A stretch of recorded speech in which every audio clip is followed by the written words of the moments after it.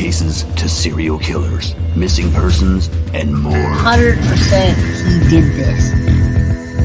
I'd go off into fantasy world. How much more lucky can you get that you're not on death row? You want to know what we know. My name is Jay. This is Guilty of Crime.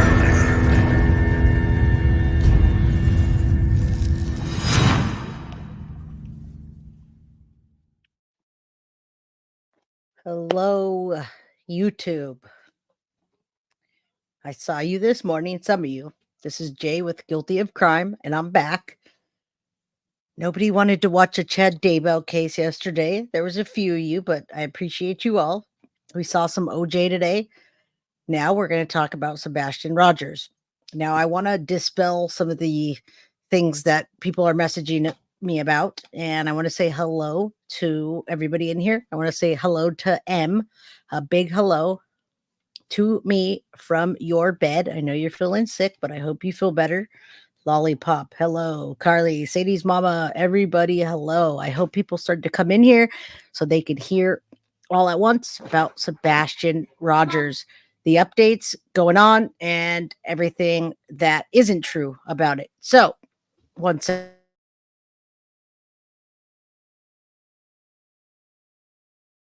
All right. I wasn't muted, but I'm here. Bring my purse and see if I can have some money. My daughter wants the ice cream truck right when I started. Hello, everybody. Okay, let's get into this so we can talk to you. I'm gonna play this first so I can do that. I'm gonna give you Miss Shock Factor herself. It worked. She did the shock factor. Then I'm gonna talk to you about posts that I have. I'm gonna do some Sweetie Pie Low Lauren stuff, and then we'll get into as long as I can. So let's do this. I'm going to do the Miss Shock Factor herself. And let's listen to this because it's really missing autistic boy, Sebastian Rogers, the latest. It really is the latest. And you tell me. The bio dad and grandparents of missing autistic boy, Sebastian Rogers, hold a vigil where everyone vows that Sebastian will be brought home safe and sound. Will he? I'm Nancy Grace. This is Crime Stories. Thank you for being with us here at Crime Stories as we continue joining in the search for Sebastian. First of all, take a listen to this. Have the two of you taken a polygraph? Now, we've seen this before. It's going to go really quickly. And then, you know what? We're going to hear it from Nancy Grace herself because we know that the Proudfoots went on her show and Chris said he's going to take a polygraph and he didn't. So when Nancy calls you out, oh, she's calling you out. You're in trouble. All right. And then we're going to get into other stuff. Crazy. Yeah. I have not. Would you be willing to? I've offered and volunteered on many occasions to take a Video. polygraph, and I was told directly by law enforcement because of my whereabouts. Video's not frozen. We're just showing pictures of Sebastian Rogers so people can see who he is and that he's missing. So no, it's not frozen. I did not need one. I understand. Ms. Proudfoot, did you pass your polygraph? I did. That's not exactly what has been stated before by Sebastian Rogers' stepfather, Mr. Proudfoot. Listen. And Mr. Proudfoot, you have volunteered to take a poly? Yeah. Yes, ma'am. If I were to set up a poly for you, would you take it? Name the place and time, ma'am. I'll be there. Liar. Joining me in All-Star panel to make sense of what we're hearing right now. But first to Dave Mack, crimeonline.com, investigative reporter. Dave Mack, isn't it true that crimeonline.com did set up a polygraph? Absolutely true. And what happened? Yeah, you should never lie to Nancy Grace. Just saying, I'm afraid to be on her show. I'd love to be. And some people like her, some people don't. I love where she's coming from as a former prosecutor and just she just says what she wants and she doesn't give a shit what you guys think or me. Chris Proudfoot told us that he could not take it now. He wanted to, but he can't because the TBI told him not to. Sure. It's my understanding to Cheryl McCollum joining us. Cheryl McCollum, founder and director of the Cold Case Research Institute, forensics expert, and host of Zone 7 podcast. Cheryl, it's my understanding that specifically Sebastian's stepfather said he could no longer do interviews. Now think about that. Deception detective, if you see this, did you hear that? Chris can no longer do interviews. So that means he's not going to do your interview probably, and that sucks. So we're going to have to use other video, and I hope that I'm calling you out to see the video that I'm showing so that you can do it. You're probably going to have to do the Chronicles of Olivia because the other one is, well, it's hard for me to find. You could probably do it. All right, let's listen.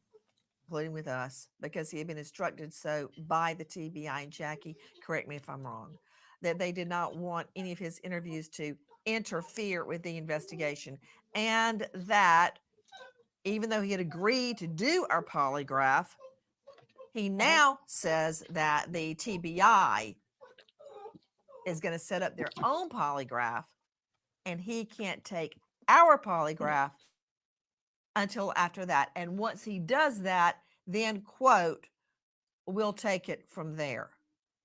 What do you make of it? You know, you and I always go back to Mark class. If you want to make sure that the law enforcement has everything they need to get rid of looking at you, you can do that. He can set up a private polygraph through an attorney. He can take yours. He can demand that TBI give him one so that they can stop focusing on him and this polygraph business and move on and find out where Sebastian is at. Period. I mean, Cheryl McCollum, you and I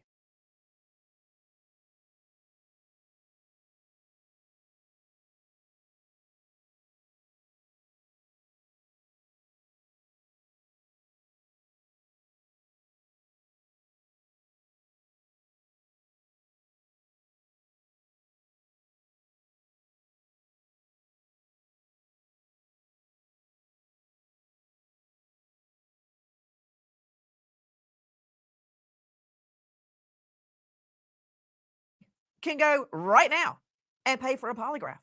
They'd be happy to take our money. Hey, just put it on a credit card and take a polygraph.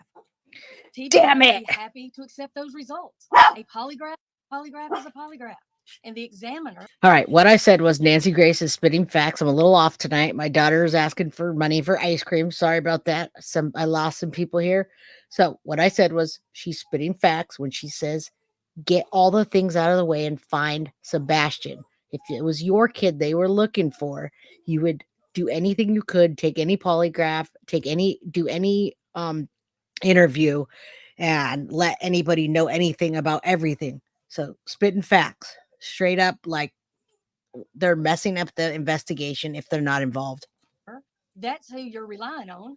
So you've got somebody that's going to be willing to testify and put their reputation on the line. Again, he could make this happen today if he wanted to. Let's go straight out to Joseph Scott Morgan, professor of forensics, Jacksonville State University, author of Blood Beneath My Feet on Amazon, and star of a hit series, Body Bags with Joe Scott Morgan. Joe Scott, thank you for being with us. You know what? This is like static in my ears because I know tick tock, tick tock. As long as we focus on the stepfather and the mother, Mr. and Mrs. Proudfoot, I'm losing time. If by some stretch of the imagination, Sebastian is still alive, if he's alive, he won't be much longer. What do the stats show? What is your opinion? I need it, and I need it now, Joe Scott. Yeah, the biggest thing that we're looking at is this idea of time. We're talking about a young man that went missing back in February, Nancy, late February. And as we move down that timeline, the odds are stacked against him. I think one of the most important pieces that's kind of arisen out of this, other than all of the comments that have been made to this point relative to polygraphs and those sorts of things, are those eyeglasses. And I love the shot the producers put up of him standing in front of that rack of eyeglasses, because that's going to tell the tale. I think if they can specifically tie those to him, that's very important. They can take that script off of those glasses, determine if they are his. I don't think they're And- his glasses, Joe Scott. I don't Well, think they're his glasses. At this point in time, you have to work with what you have. If they're not his, then that points us down a different road, doesn't it? And sometimes, Okay, let's go with This also dispels, and I'm going to dispel and spell it out for you, some of the things that are going on that people are messaging me about, and it's not true. Now we know that it wasn't his glasses. You might say, oh, this isn't new, but people are still messaging me and asking me, so you'd be surprised. let's go with they're not his glasses. And I'll tell you why I'm saying that, Joe Scott.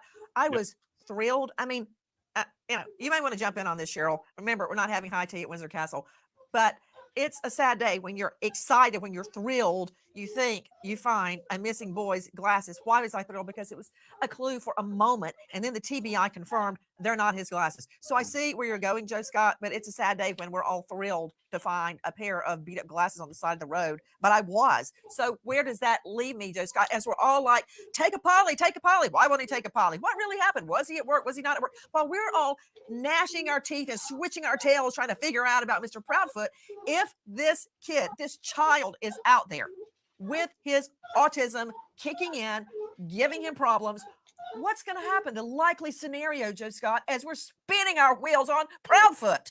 Sorry, yeah, guys. this is, we're talking about Hendersonville, Tennessee, She's yelling. Nancy, which is 10 miles outside of Nashville. But, really quickly up there, that area becomes very rural. And so if he has wandered off or been taken off in any number of directions. Yeah, tell me more about that in chat, people. Behavioral modification for an autistic child. I feel like that's definitely a conspiracy theory thing. We're closer to it than conspiracy theories, and she's right, and a lot of people are right. If they're out doing searches in the water, they're looking for a body. At this point, they're looking for a body, guys. I don't think that he's somewhere away. His ability or survivability is greatly diminished here. And what the police are doing right now is, if you think about the last known location of him, that's the center of the target. And they're working from concentrically to eccentrically. They're moving out in these big circles, but it's such a broad, densely wooded area.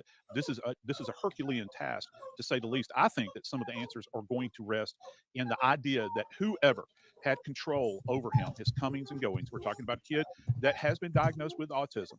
Whoever had control over his comings and goings, their electronics need to be tracked, Nancy.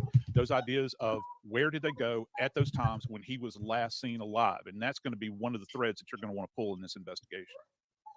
Cheryl McCollum, host of Zone 7, is a forensic expert, as you know, Joe Scott Morgan, death investigator. Cheryl, you've had quite a lot to say online. What about now? Cat got your tongue? Because I don't like that. You're pretty bold when nobody's questioning you. But what about now? I want to hear your analysis. Here's my problem. Their statements. You've got inconsistencies. As soon as somebody changes their story at all, she called her out. She is a bitch. Sorry, guys. She is, but she's calling her out, which I would never do to people. If you come on here, I'll be nice. You become the focus. Period. Mom has said different things. Now you've got a stepdad that looks like he's co-signing with everything that she says, but he allegedly wasn't there. So how can he agree with anything that she's saying? You've got mom saying she heard a thud. I don't like that word. That sounds like a body hitting the floor.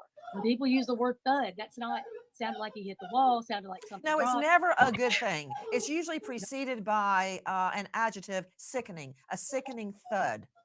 Right. And Nancy, you've got other things. You've got mom saying he went to the end of the driveway to put out the trash. And then you've got law enforcement searching a landfill. They're searching lakes. They're searching ponds. If you're watching and paying attention to law enforcement, it does not seem to me that they are looking to recover a child alive. They are searching for remains.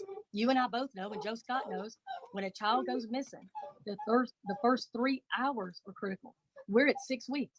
6 weeks, this Right. child has not been seen or heard from. Okay, hold on. Why are you saying? And that's what I've been saying. We're gonna hear Nancy say something back, but I hate to say that, but I don't know if he's gonna be coming back safe. Cheryl McCollum, that you believe they don't expect to find Sebastian alive based on their actions. I'm talking about LA law enforcement. They're searches. They're searching landfills, lakes, ponds. That is not indicative of somebody that is alive. And again, you've got a child that has gone 6 weeks without his medicine, 6 weeks without food that we know of. He didn't have a source, no shoes. And mama herself says, oh, a flashlight's missing. again, that's such an odd thing for her to know is missing until they show her video that looks like a flashlight. Unless she's completely lying and they sent him somewhere off.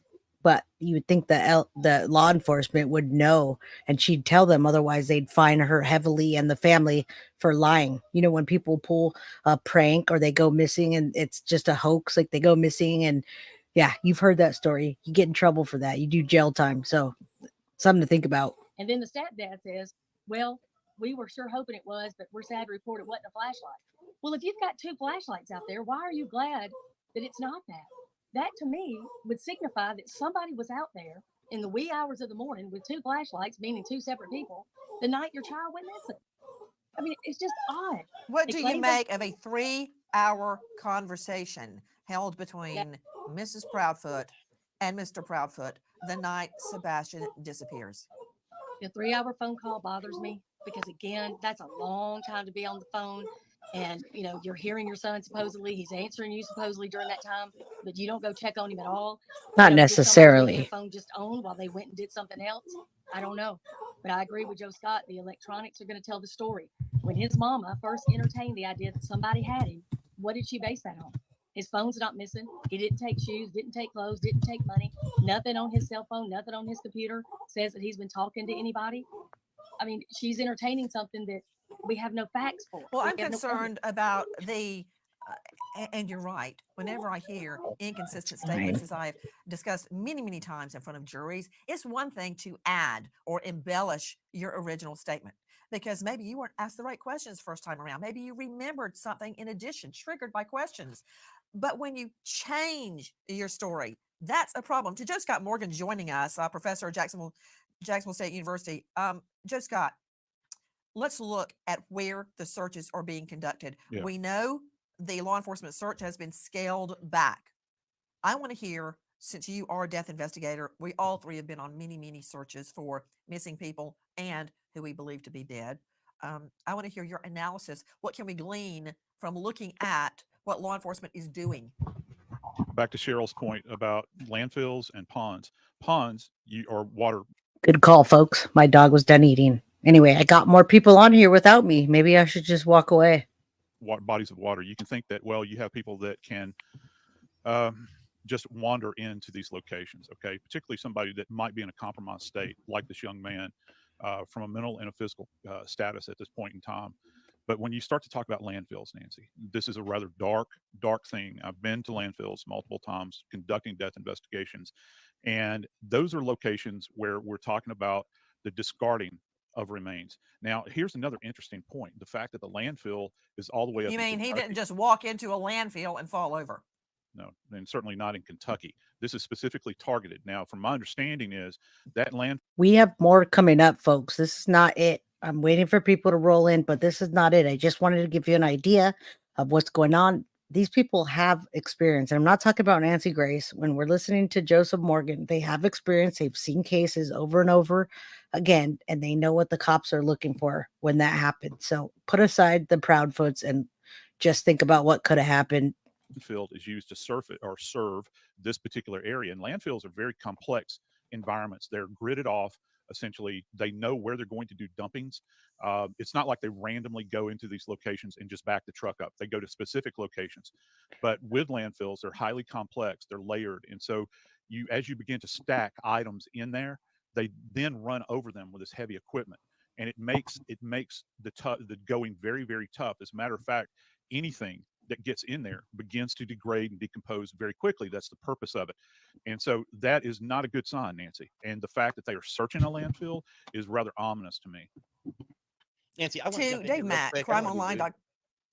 No, I was just coming to you because I wanted to talk to you, Dave Mack, on 2 issues and whatever else you want to interject. Please, I need everybody's thoughts. One, I want to get from you any previous inconsistent statements as correctly stated by Cheryl McCollum, and 2, allegations that Sebastian, this autistic boy, was molested have emerged. Let's start with the inconsistent statements very quickly. From the very Now, if you didn't hear that, Seth Rogers said that. This is not it's not gossip, guys. Seth Rogers went on and said that. You can go back to my playlist and listen to Justin on TikTok say that. listen to Seth say that on that show. Now, listen, trigger warning, please. Beginning, Nancy, Chris Proudfoot made statements in interviews online claiming he actually said somebody asked the question, was a polygraph taken and has it been passed? Yes, I didn't specify who or when, but what I can tell you, everything has been vetted completely. Polygraphs have come back as passed. So I'm confused as in why they are all wondering if myself, my wife, and the biological father took. Okay, we know that's a lie. We know that is absolutely a lie because of what he told you on your show. But you're saying that that's what Proudfoot said, that he had taken a polygraph, he and his Word wife, for and word. had been, quote, vetted. Okay. Yes. Yes, he He did has- say that on a podcast. Go ahead. Okay, and then we also have the belt. You know, we have hitting Sebastian with the belt. I don't know if you caught this, but you know, when Seth Rogers was on your show last week, when we were talking about the belt, Listen he up. started. I saw later Seth referred to it as he wasn't aware of the corporal punishment that Chris Proudfoot was handing out to his son, to Seth Rogers' autistic son. And you know, we pointed out that he Proudfoot claimed it was years ago, and it was one spank with the belt on his butt, but through clothing, which makes no sense to any parent in the history of mankind or any teacher at school that they would actually look into something through clothing like that. But they couldn't remember when, how long ago it was. And in another interview, he said 15, which means it had to have been in the last several months. So we've got a number of Didn't serious issues Sebastian here. turn 15 in December? Correct. And it went missing February 26th.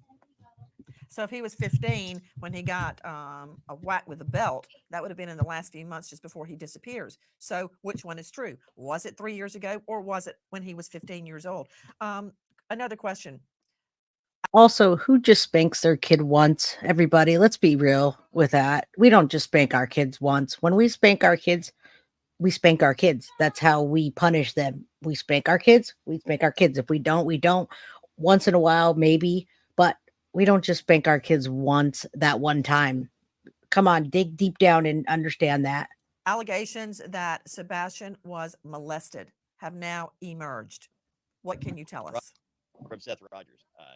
Sebastian's biological father, Seth Rogers, said that when the Proudfoots, when Katie and Chris Proudfoot and Sebastian were living in an apartment in California several years ago, that Katie Proudfoot allowed a boy that was 5 years older than Sebastian to play with Sebastian, and the boy was 13. Sebastian was 8 at this time. She allowed, and Seth Rogers said that Katie Proudfoot allowed a 13-year-old boy to play with Sebastian, who was 8, without any kind of involvement from Katie Proudfoot, and that during the time, this 13-year-old molested and raped Sebastian Rogers. Trigger. I told you. It seems the more we investigate, the murkier the facts become. This is what I know. Every day, literally every hour that Sebastian Rogers is missing is 1 hour closer to him being dead. Can we tune out all the static and the noise and try to focus on finding this autistic boy? Exactly. And to you, Mr. Proudfoot, our offer is still on the table for a polygraph, free of charge to you. I'll pay for it out of my pocket. Thank you, Nancy. We wait. Of course you will. Goes on. Goodbye, friend. All Guys, right. thank you for watching. A lot of people aren't her friends, but you know, we put up with it and we listen to what she has to say. But I do want to show this so that you know.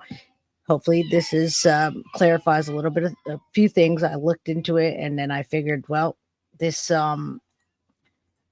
will answer a lot of questions and hopefully it's a legit source. You can see how I clipped it out. Anyway, Trev Time says a couple things need to be clarified, and you can go to Trev Time and his channel. Trev Time says, and this is like 2 days ago. I have the date on it, but I'm trying to clear up information that people are messaging me about, and then I don't have to message every single person. Okay, so a couple things. There's not an FBI presence at the home of the Proudfoots. This was 2 days ago. It says 2 hours ago. The neighbor who can literally see their home reached out to me to tell me that it's a false rumor. Also, News 5 and Nick Baris of News 5 reported a month ago that this is a criminal investigation. There's been no official word on that and no updates on that. So if somebody knows something different, please let me know. All right, guys, I'm going to show you guys some pictures, and I don't know what the chat's going to say, but I follow Sweetie Pie Low, and Lauren, her channel, Sweetie Pie Low. She's got 80,000 followers or more. I don't know. She's got a lot of followers, and she's deep into this case. So what I found from her was a couple pictures. And what do you guys think about this? She's not like a source that wouldn't be credible, and she's been following the case. So look at this picture closely and tell me what you think if you've seen this. All right. So we have Sebastian Rogers up here. Take a look at his smile. Take a look at his teeth, the patterns. Now, I know the picture's photoshopped, the next one, where people say there's bite marks on Chris Proudfoot. But what do you think? I know it's heavily photoshopped so that you can see the indentations, because I use Photoshop and Illustrator, and this is what came up. It says an interview, one arm looks like a gapped human bite mark, and one is scratches with bruising and scrapes. Maybe that. And look at and let me know what you think. So again, Sweetie Pilo is not, she does not have, gossip and rumors and whatever. So yeah, I don't know why every photo is low quality. Coach Complete. This is low quality, but it's heavily Photoshop. But if you know, when you use Photoshop, you can pick up the highlights, the low lights, bruising, things like that. If you lower the saturation, if you lower a lot of different filters you can put on. So, what do you guys think? That to me looks more like fingernails, Davy Joe says. It does look like fingernails. It doesn't look like a round bite mark. Let me pull it out a little bit more so maybe you guys can see it. If you're watching, like, if you're looking on a TV or something really big, it's not the best quality. I saw it on my phone. I follow Sweetie Pie Low. She's definitely credible. Coach Complete says looks like a scratch. Not just low quality, but old. Maybe it's old, but this post just came out today, and I'm just bringing what I see in the news, what people are talking about. B. Wilson says, yeah, those look like bite marks. I was a biter. So now that's an old picture. That doesn't matter if that's an old picture of Sebastian. I'm talking about this photo of Chris in an interview. That's not what I'm not referring to that, but I appreciate what you're saying. All right. Someone said Child Protective Services had Sebastian in a headlock and bit him. So I don't know what you think. They have those marks in an interview and they're showing it. Someone zoomed in on it. I mean, I don't know what's going on. Like I said, Sweetie Pie Low, credible source. She does a very deep dive. And yeah, I just thought I'd bring you that because, I trust what she says and it's worth looking at. So Sweetie Pie Low, I'm going to put that up so you can see and go to her channel. She's awesome. A day ago, she says, I hate to jump to conclusions here, but the marks are perfectly spaced, similar to Sebastian's gorgeous happy smile. So far, the Proudfoot home has never had a squirt of luminol. They never impounded the vehicles. I'm pretty sure they didn't even dust for fingerprints. That's not to say the law enforcement didn't do nothing, because they still have done so much. They've gone into attics, crawl spaces, gone into the Proudfoot's home 12 plus times. They've gone through the neighbor's attic, crawl spaces, and drained the pond. I'm not saying law enforcement has done nothing, but I'm concerned they missed valuable lead time by treating Sebastian as a runaway. I don't know. What do you guys think?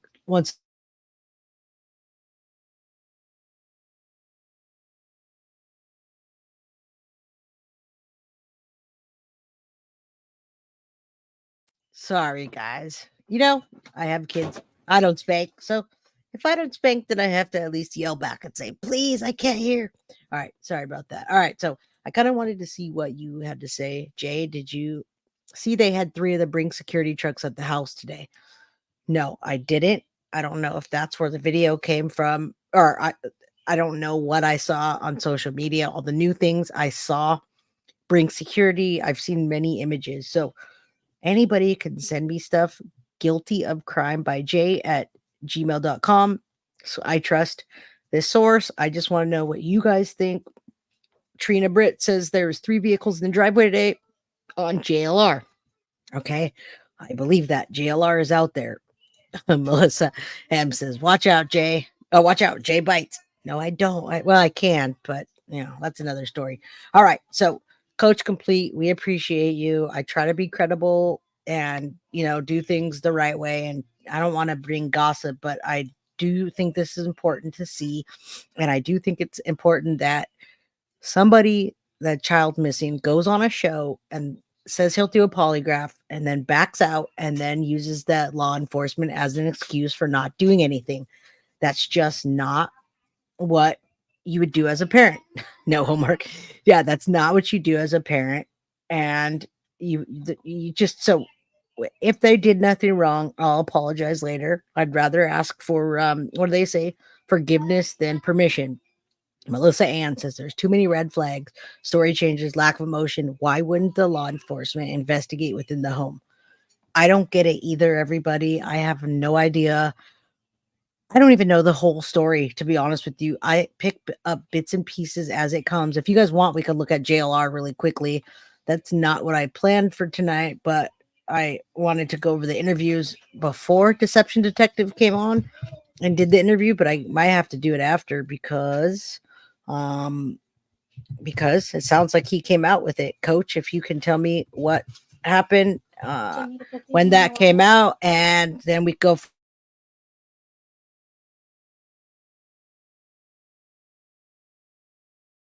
All right. Sorry about that. Let's go. Let's look at let's see. Okay. 4 hours ago. It's got to be the 4 hours ago. Is it the 4 hours ago one? Let's take a look. I don't see anything else from JLR. So thank you, Sadie's mama. You're amazing, guys. I love you guys, and just know that I'm doing the best I can here. Let's listen to this. Hello. JLR Investigates. Hello, everyone. Welcome aboard. All are welcome. Come on in. JLR Investigates. Let's talk Sebastian Rogers case. We've been covering this case on JLR Investigates daily, giving you updates, the drama, the chain of events, what's going on the Sebastian Rogers, Chris Proudfoot, Katie Proudfoot, Seth Rogers, Kathy Bowersox, Terry Bowersox streets. Seth Rogers claims he took a polygraph. Let's talk about it. Then there's a scheduled protest at Yogi Bear Campground on Saturday. Yeah, we're going to talk. Also, there seems to be more Brinks. We're not going to list trucks. Oh, there you in the go. driveway of the Proudfoots, Hendersonville, Tennessee. There We're you talking go. about Sebastian Rogers, 15 years old, disappeared, reported missing. Because I never say as a statement of fact he went missing on the 26th. I say he was reported missing by his mom, Katie Proudfoot, and Chris and Katie together. Called the sheriff's office. Sebastian's missing during the early morning hours of February 26th. Okay, guys, so there's a Brinks truck he's talking about. I'm going to go forward a little so we can see it. I can't just sit there and watch his entire show. So it's just basic. But we'll go a little bit forward. Only find Sebastian. That's what he says. One goal, and that is to only find Sebastian. He also says, Seth also says, Sebastian could be anywhere with how long it has been. And we're talking over 6 weeks now since Sebastian went missing. Sebastian could be anywhere. Is he alive or is he not alive? That is the question. Could he be alive in a location somewhere? Or could he, unfortunately, be in the woods or buried at a landfill? Authorities seem to be focusing on the woods and landfill aspect of this case. But yes, Sebastian could be anywhere or everywhere, somewhere. Where's Sebastian? So he says, I haven't got any new information. Here's where it says polygraph. Okay, and here's the polygraph. And that's why I titled this video, Seth Rogers takes polygraph. Dad takes polygraph. I did show up for my poly and took it. So Seth is claiming he showed up for his poly and took it, polygraph. But here's what's interesting. It gets a little interesting from here, folks. Seth Rogers says, TBI advised me to be careful with taking the poly, but they didn't tell me that I couldn't take it. So it wasn't a TBI polygraph that he took. And TBI told him to be careful, according to Seth. They called me and asked me why I was taking it. I told them that I was taking it because Miss Grace asked me to. So it looks like, folks, Seth Rogers took a polygraph with Nancy Grace.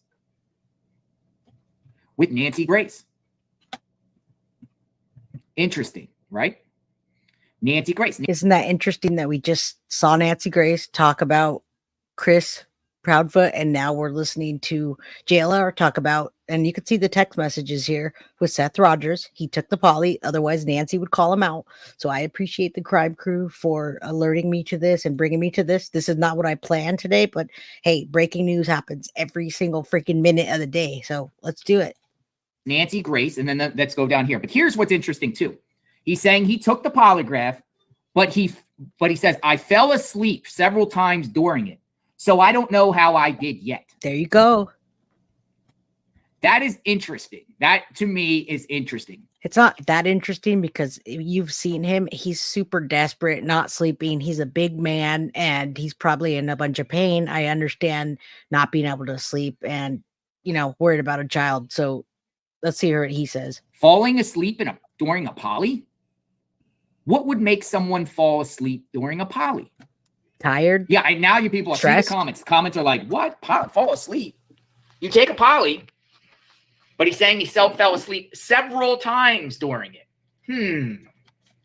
Now, what is your take on that? Is that because of stress?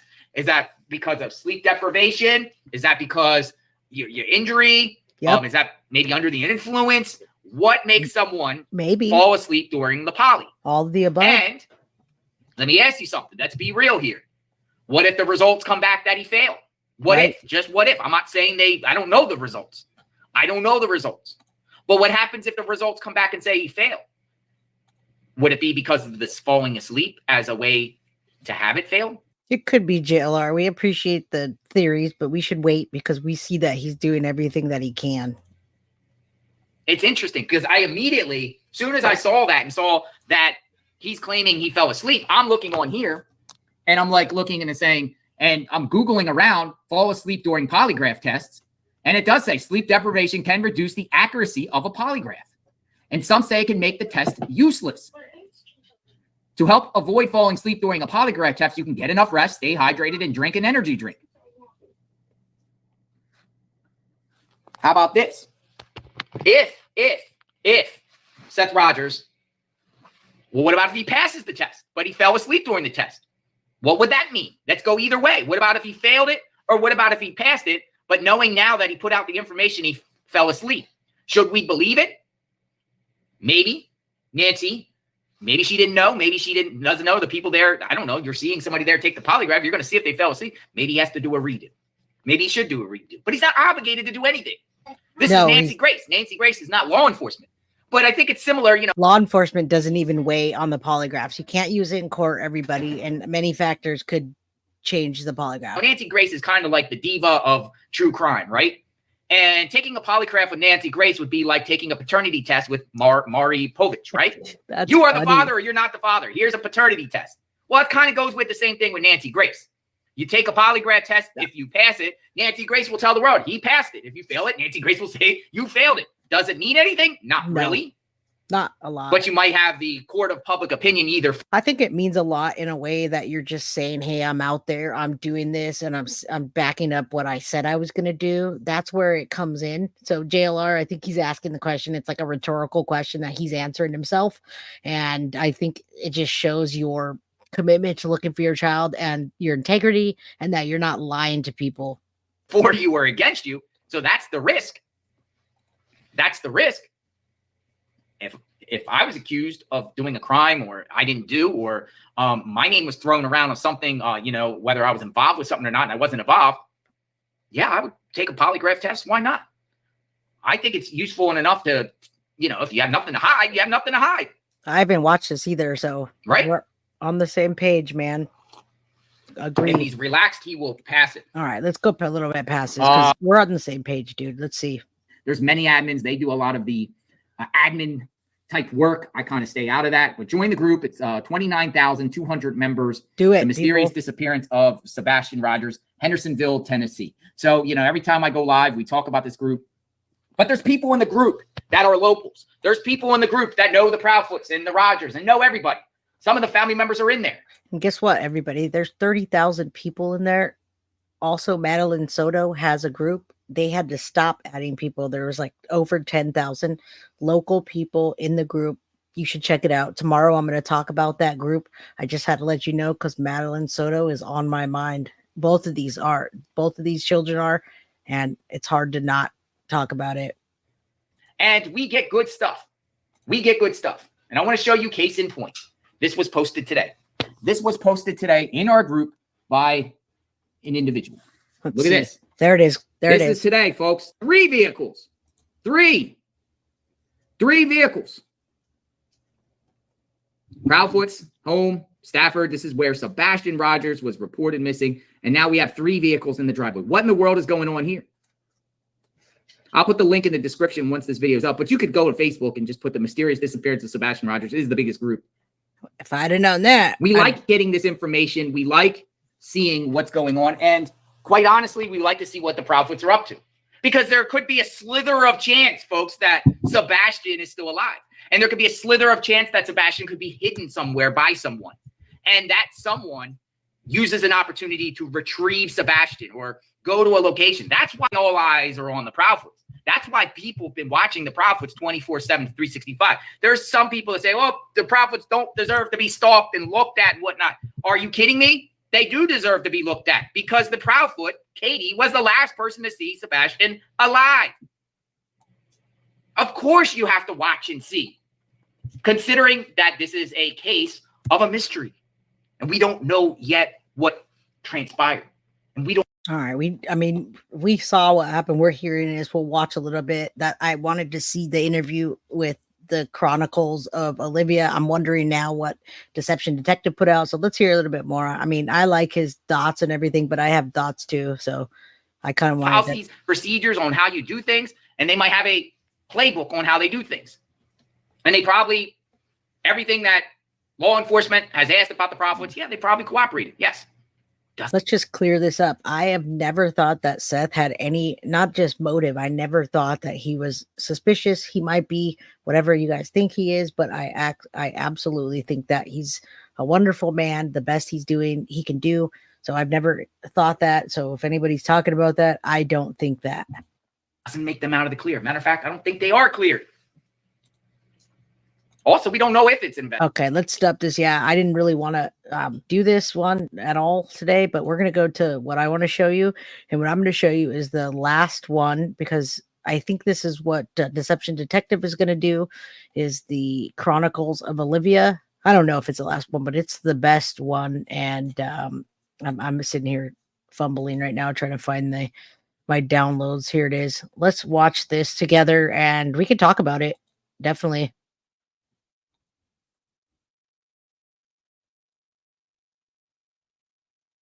Give me a second. All right, there we go. It's kind of funny because he also doesn't have awareness, because if you look, he's got chocolate milk on his face because he didn't like it. So there's the picture of Sebastian, everybody. Everyone's asking me about the latest picture where he looks like a teenager, like a young man, older than all the other pictures where he looks like he's autistic and looks younger and whatever. This looks like a young man that is growing up, going through puberty or gone through puberty, and it's a good picture of him. So take a look, folks. Breakfast. It's funny like that.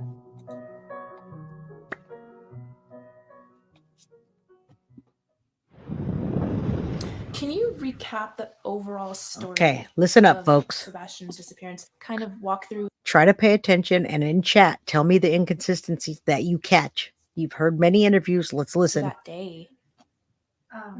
Sunday, the day before he went missing. We got up and, fun fact, I made breakfast that morning. We had a good time. We were laughing. We were joking. He talked to family on the phone during breakfast to brag. We went and picked up our niece.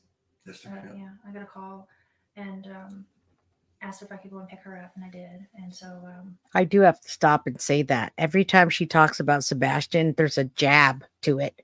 She says something negative about him, and like I don't understand why. He's a beautiful boy, and that shouldn't even make a difference. And that lady's either superficial or she doesn't like her kid that much. Sorry, I'm just gonna call it like I see it. We went and did that. We went to BJ's.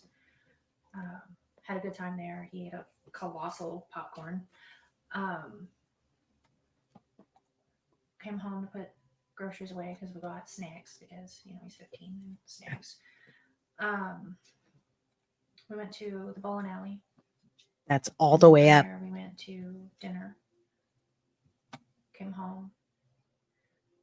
That's as loud as. That's his chore. He takes the can to the. All right, guys. Somebody else plays this on their channel, and that's as loud as it goes. So you gotta maybe turn your headphones up. I'll be quiet. I'll mute myself. about 9 o'clock. Told him to go to bed. And he come out of his room where he was playing. And he said, "All right, good night, Mama. Good night, puppies. Love you." And went to bed. He was doing something in his room because about an hour later I heard some noise and I was like, "I don't care what you're doing in there, but go to sleep." And about midnight I got up and I went to bed. And 6 o'clock I went to wake him up for school Monday morning. And that's when he went in here. What was going through your mind at that point? Like, what were the feelings that you were feeling? To censor myself. Holy freaking crap, this can't be happening. Where is my kid? Choice words were used. Like, where the F is he? I had looked through the house for him because it was typical for him to get up and come and rummage for snacks and things like that. And he likes to dip behind the, walls and watch, and then he comes out after I come back and he likes to scare me. But after I looked, and I mean, mind you, all of this took place in like 1 minute flat. But I didn't see him in his room. I looked all over. I ran through the whole house. I looked out all the doors and windows, and I was like hollering his name. And I picked up the phone and I called my husband, and I said, "I can't find him." And he said, "What do you mean?" I said, "He's not in this effing house. I can't find our son." And I jumped in my car and I drove. I have to say something because that's the only time I've ever heard her have more emotion or excitement is when she said, "I can't find him. He's not in this effing house." She sounded very pissed off, guys. I'm sorry. Around the neighborhood, and I drove over by the school, and he's already at this point I was like hysterical and I was crying, I was screaming, and he was like, three-wayed. He three-wayed law enforcement and was telling them like our son is missing and we don't know what's going on. And he was like, "Go back to the house. They're on their way." And I drove back to the house. And 20 days later, they found him. Yeah, I can't even imagine how stressful that is. And also, like when we were driving up here, like this neighborhood is so pretty nice. And do you think, has he ever like walked away before? Or, like, has that ever happened? It's just no, first time. He's not a child that wanders. He's not one that is. He doesn't have a history of being an eloper, which is common. And I have friends with children on the spectrum who do struggle with elopement with their children. But no, Sebastian, that's one thing. It's always been a blessing. He's not been an eloper or a runner. His primary areas are like social and emotional dysregulation issues and things like that. But he's very smart. He's functional. Overall, he's a pretty happy kid. I mean, he's a teenager. He's coming into his hormones. He's angry that he's growing a mustache. But You see? For the most part, he's a happy kid. And what are your theories? Like, I'm sure your mind has thought of every possible thing that could have happened, but is there any theory that you can talk about that you think?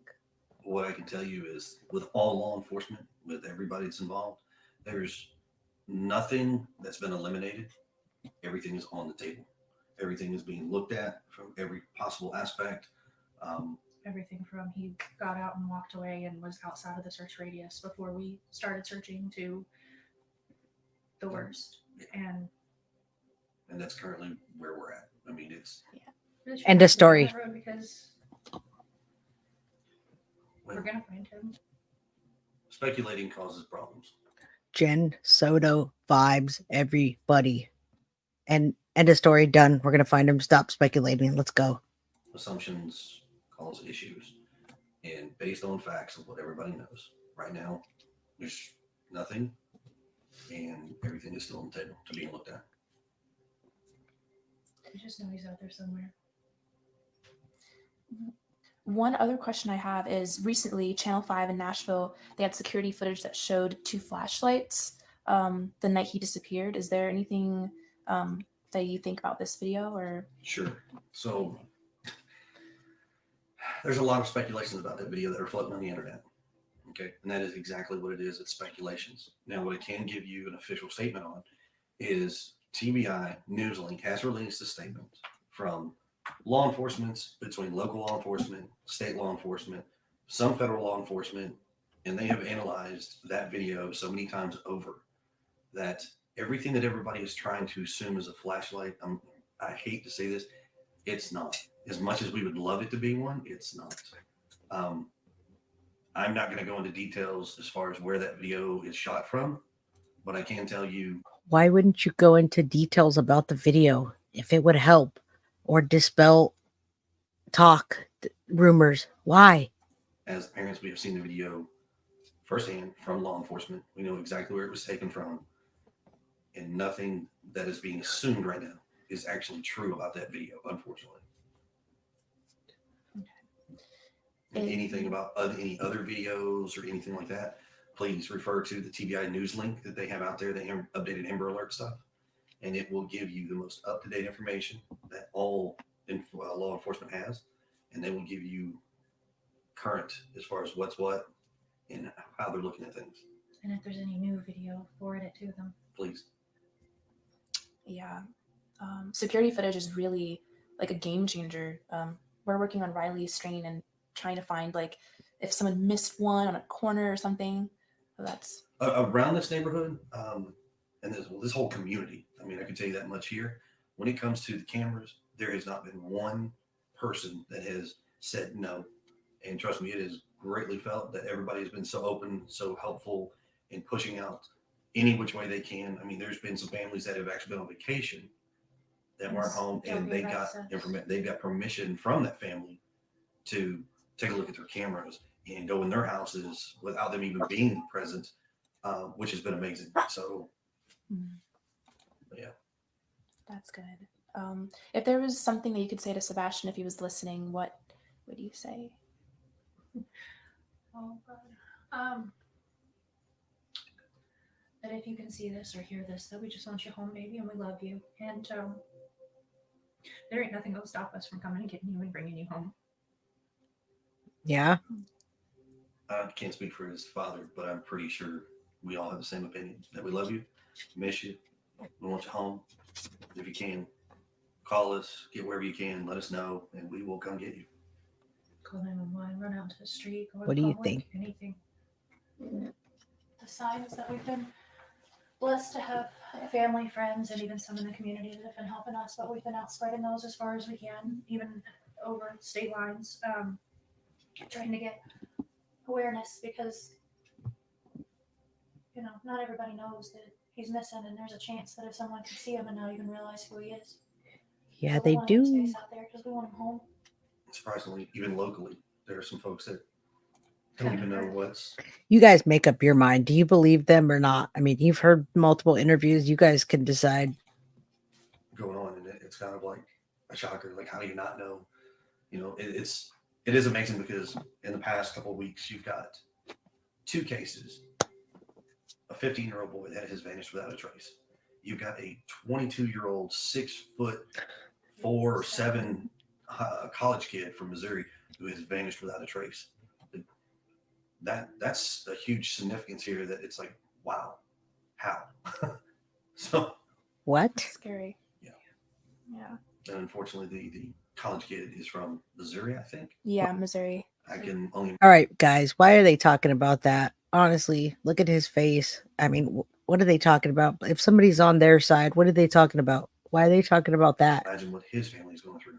It's like your worst nightmare from alive. Do you guys receive hate on the internet? Yes, and it's ongoing. It's every single day. People are people, and they have their opinions.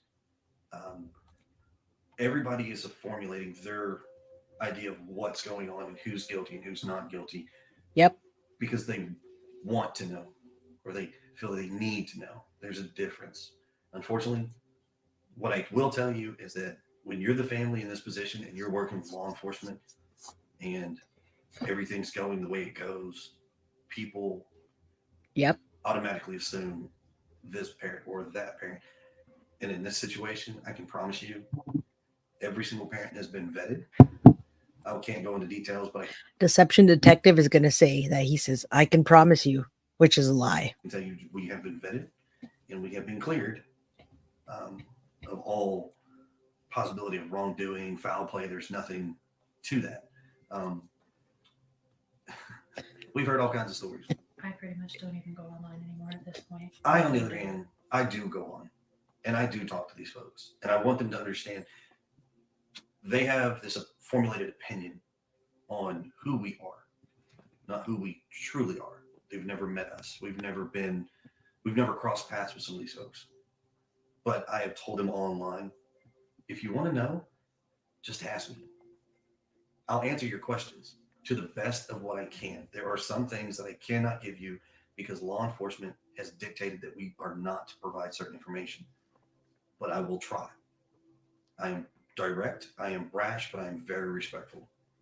So Why is he talking? The mom was the last one that saw Sebastian, and she's not looking at the camera. She always looks down. She doesn't have any emotion. But why is he saying he can tell the best answers when he wasn't even fucking there? if you have questions, ask. I'll give you what I can. Just be respectful, please. And keep in mind, there's 3 parents and there's thousands and millions of people out there that may have a question. We are trying to get to them. I promise you. How has your guys' life been affected by that? Like, I know it's a broad question, but what's like when you wake up in the morning, what's it just like? Miserable, to be honest with you. Think of it like this. You wake up every morning and your routine is what it is and you know it, right? Now wake up when this happens and you can't figure out what to do. You struggle every single day on trying to get out of the bed, to deal and face everybody's negativity, and you try to make it a positive thing. Or the fact that my son's still not home. You weren't there, have dude. A bedroom that's empty that is never normally ever empty, except for when he's with his dad every other weekend. So what are you going to do with it? Why are you laughing? We have a child that's missing. Damn. So there's no words to describe it, but I can just tell you, it's like you get up and now you don't know what to do. Sebastian's parents also talked about how his actions and behaviors could be different, or how he would respond in a new environment. Well, that's kind of tricky because Sebastian hasn't been on his medication. Why is he laughing, guys? So he is rambunctious. He's gonna be hungry. He turns into a bottomless pit. I mean, he's your teenage boy, always hungry. On the spectrum, yes. But not one autistic child in this world is like another one. What we can tell you is he's smart. He can be goofy. He kind of has issues with personal space. He hasn't mastered. He can be up in your face kind of kid. He can be aggressive if he's not upset. funny. Yep. He's emotional. He's a teenager. He doesn't like punch and hit and throw, but he gets really like aggressive stance or clicked where he just won't talk to you or.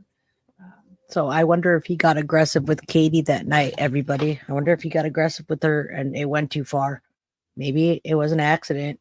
Who knows? You hear what she's saying? Listen close. If he's really upset, he like growls. Yeah,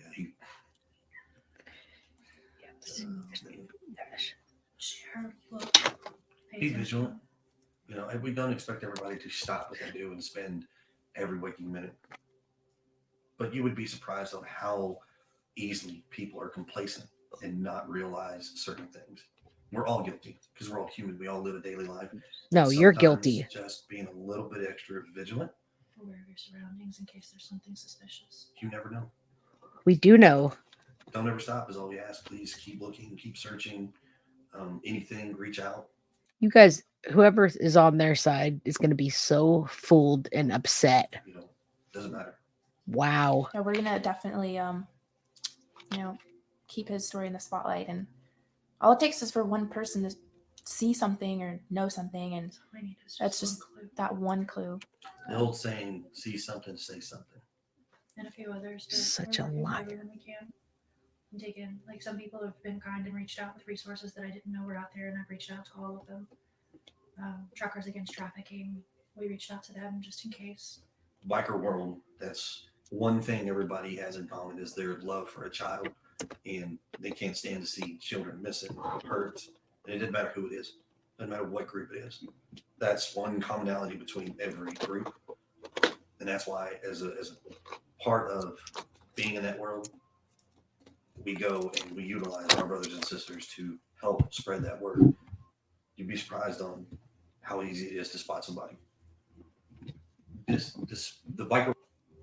Do you hear what they're saying, everybody? This is the first time I've heard this interview. Literally, I'm watching it with you right now. I never watched it. I don't have time to sit there and analyze these things. and he's telling you guys a lot. How can people help?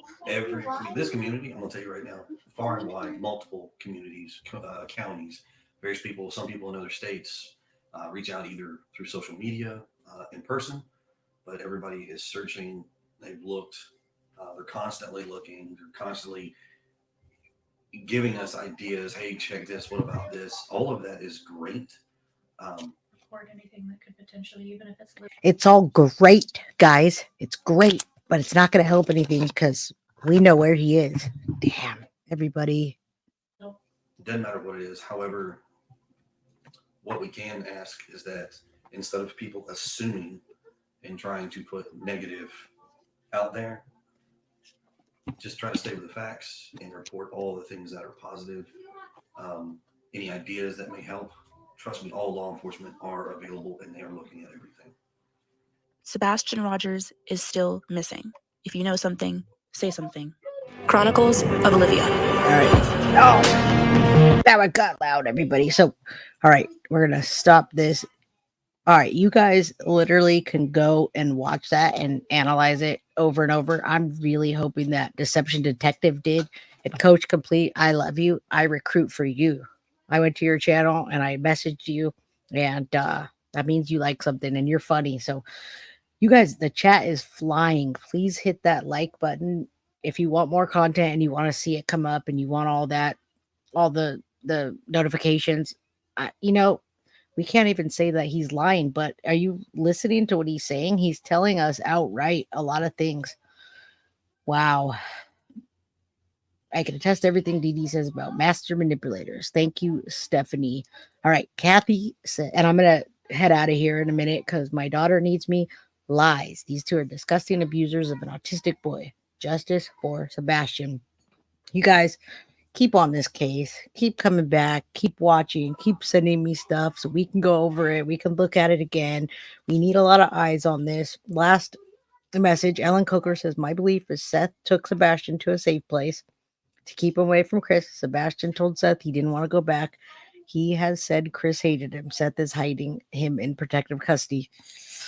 Well, we welcome all beliefs, but I think he wouldn't be breaking his back looking for him if he was hiding him himself. He's literally killing himself, everybody.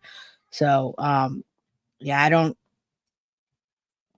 know, but I love each and every single one of you, the crime crew. Thank you for everything. Please hit that like button. You could comment, do the rewatch crew, watch, get in the algorithm so we can have more people and more people can send me more things and we can just do more.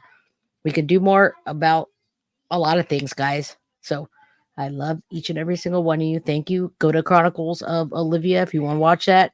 That's as loud as the damn video goes.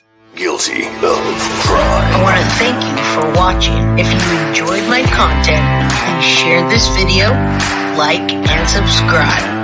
You can also follow me over at Facebook, Instagram, TikTok, X, or Gmail. If you'd like to donate to my channel, you can use Cash App or Venmo or PayPal. Thank you very much in advance.